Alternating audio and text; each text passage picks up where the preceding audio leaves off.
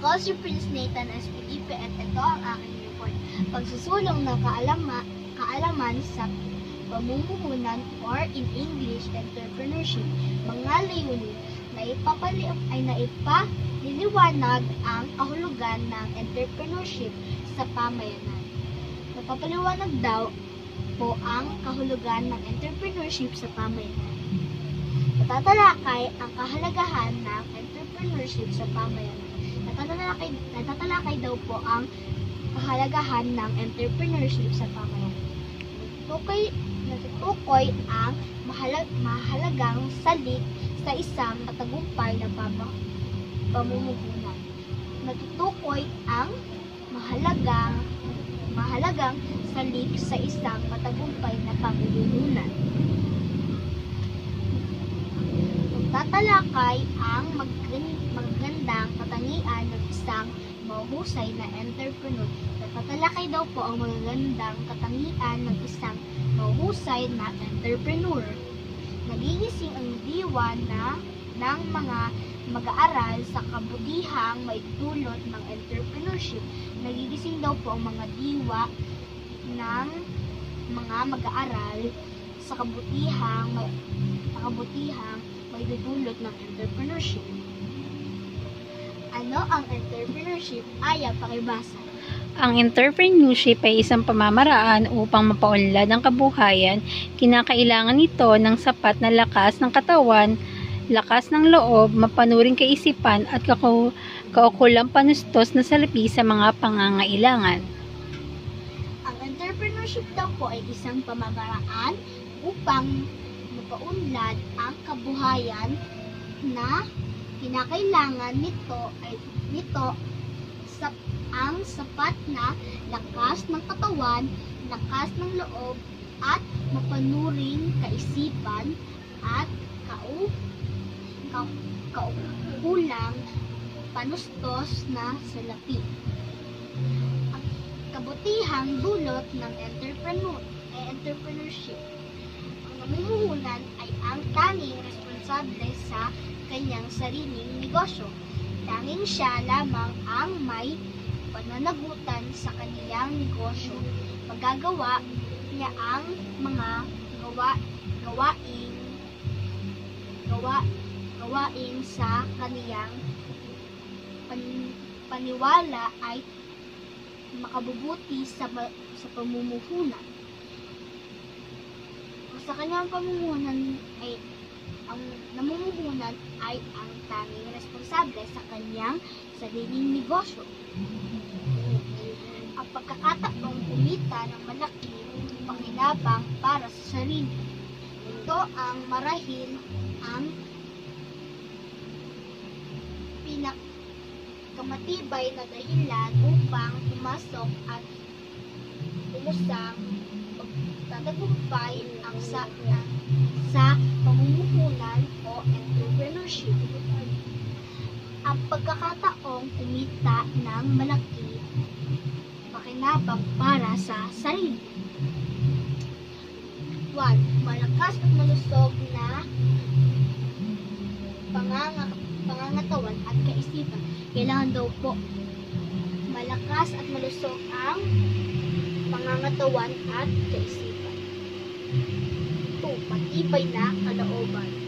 Kailangan daw po matibay ang inyong kalooban. 3. Kakayahan. Kailangan mo daw po kaya ang pagtitinda or pagtatayo ng restaurant. 4. Masipag at matyaga. Kailangan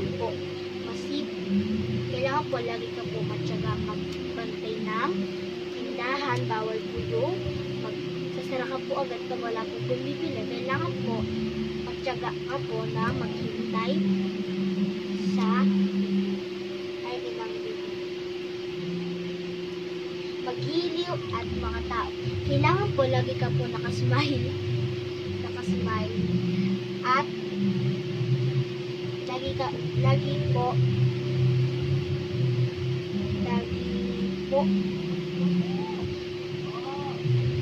sakto ang presyo ng ang tinda mo po or presyo ng tindaw. 6. Malikhain at maparaan. In English, creative and resourceful.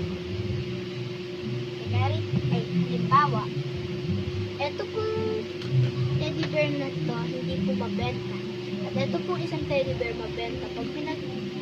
Paghaluin mo po silang dalawa at itong hindi mabenta, nabebenta na po. At itong mabenta, nabebenta rin po. Nabebenta na po. Katapatan. Kailangan po, pag may naiwan pong sukli ang inyong customer, kailangan mo po ibalik ang sukli or hanapin siya. Mga dapat ihanda sa pagtatayo ng isang negosyo. 1. Kapital. Pera. 2. Kaalaman sa karunungan pananalapi. Or in English, financial literacy. Paghahati-hatiin mo daw po ang pamuhunan sa halimbawa, magtatayo ka ng restaurant. Hati-hatiin mo po yung pera na ay pamumuhunan mo po para po sa mga table, mga kailangan sa kitchen, at kung ano-ano. Iba't ibang uri ng negosyo sa pamayanan. 1. Industriyang paggawa or paglikha. In English, product industry. Halimbawa, pagluluto ng pagkain at paglikha ng mga kagamitan tulad ng tsinelas at bag. Ang product industry daw po ay gagawa ka daw po ng mga gamit, magluluto ka daw po ng pagkain, gagawa ka po ng mga gamit, pagamit po. 2. Industriya, paglilikod, or in English, service industry. Halimbawa, beauty salon at pagkukunin ng mga kotse or telebisyon at iba pa. Ang beauty salon daw po, halimbawa, yung beauty salon daw po, siya po yung nagkukulay ng buhok mo, nag-aayos ng buhok mo, at ang pagkukunin daw po ng mga kotse or at telebisyon, siya daw, ayun daw po ang magagawa po ng ayusin po ng yung kotse mo or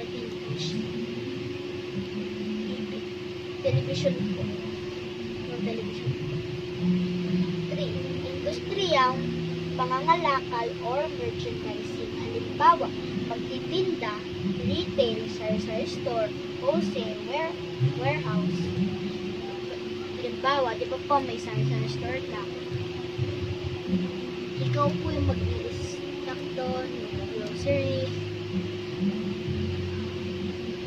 4. Agrikultura at pangingisda. Halimbawa, Jaden, pakibasa.